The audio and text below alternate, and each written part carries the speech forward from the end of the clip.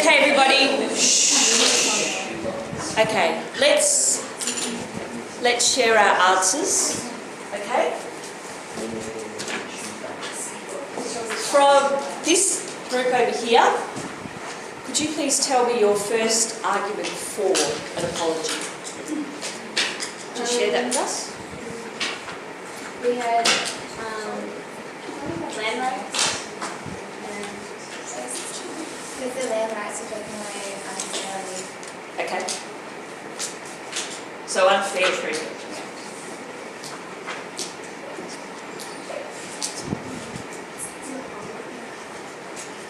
And did you have an argument for why an apology was not appropriate? We had, because like the government's treatment towards them was thought to be for the greater good. Yep.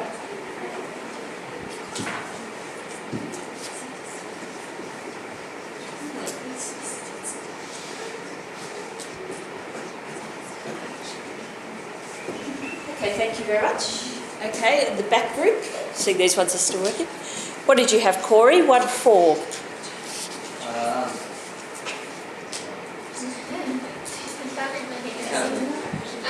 The Aboriginals deserve more than an apology from the white people because of the destruction of the white sources. Okay. So they needed more than an apology. But they deserve. Deserved more. Like, apology is just words. Should have just been made in action. What they did was like so ridiculously wrong, and then they can't even apologise.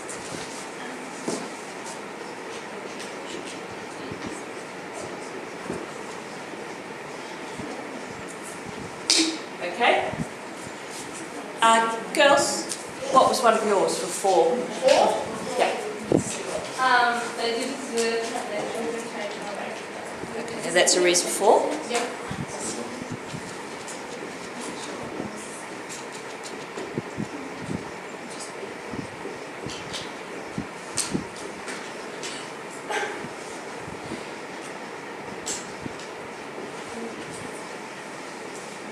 And what did you have as an argument as to why an apology wasn't appropriate?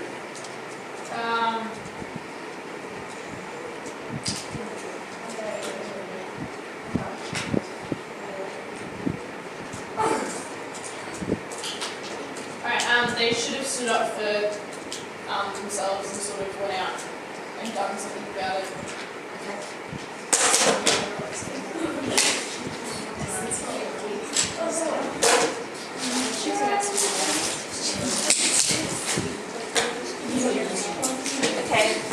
Okay, keep the noise down while we have group 4. Yes, what did you have? Another one for 4? We have plenty for 4. Kirsty said that they took their children in the worst possible way in an attempt to breed them out. They could have done better. They could have at least like helped their parents. Like it helped them. I mean, let their parents actually go see them and stuff. Yeah, so harsh treatment.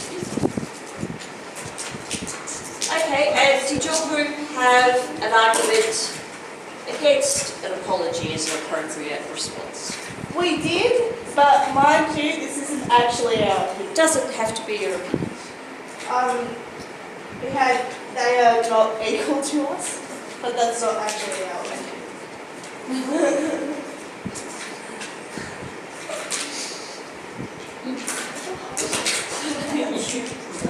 Yes, for a guess, we had, it wasn't us personally that did it. But then even so, like, I would apologise on their behalf because of how wrong I think it is. Yeah, I understand. Anyone else have any more against arguments? Yes? I just say Kirsty's one because like they couldn't look after their children. I think that was a common way that They couldn't look after their children properly. I think that was what a lot of people thought that.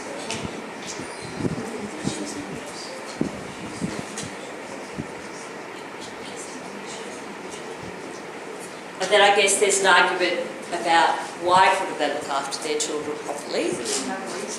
Because of no resources, that's right. Okay. This is a very controversial area of history.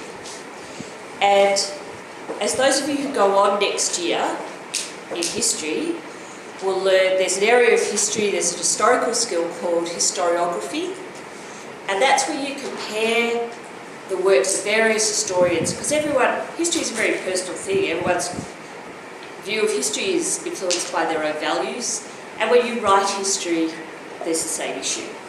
So there's been a lot of controversy in Australia about the way that Indigenous history has been written. And that came to a head around the time of the apology. I've got some photocopies here, and I'd just like us to read them together, because this has actually been, as I said, very controversial. It continues to be controversial. And one of the ramifications of it being controversial is that when they're writing the curriculum for school, this controversy needs to be acknowledged, because there is a camp that is called the Three Cheers view of Australian history, which is, aren't we fabulous, we've come here, we've made a rich and prosperous nation, and we should be celebrated for our spirit and our achievements. Then there's another school, this is what they call each other, by the way, it's not what people label themselves, which is the Black Armband School of History, that we should be beating ourselves up constantly that we've done these appalling things in achieving prosperity, and that the dominant theme should be that we're sorry, and this one is we should focus on our achievements. So I would just like you, we're not going to read the whole thing, it's okay, but it just starts on one page and goes on to another.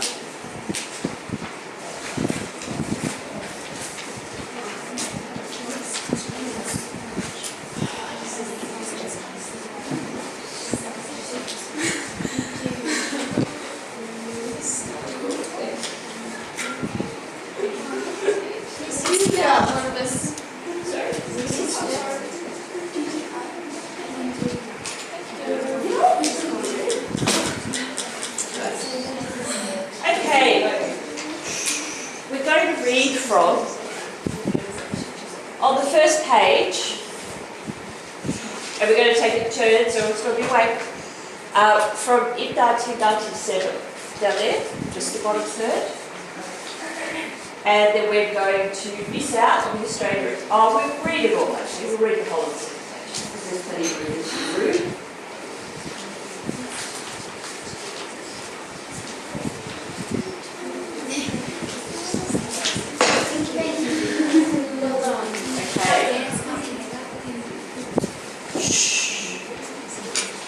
Listen. And Divya, would you like to start? Sorry? Everyone be quiet. Girls, follow along as you're going. And Divya, could you just start us off? And then we'll just go round. Okay. How much do we read? Starting here in just a few sentences each. And down to 97.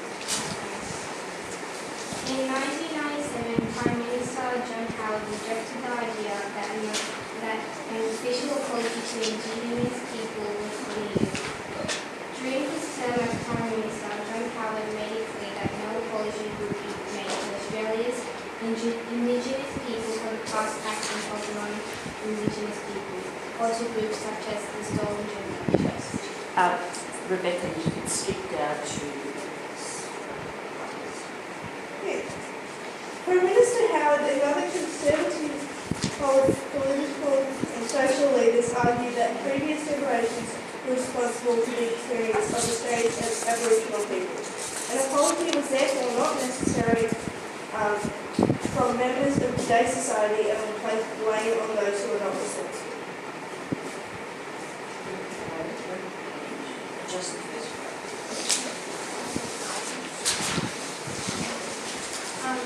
In May 1997, Howard spoke at the Australian Reconciliation Convention in Melbourne. This was designed to celebrate the 30 years since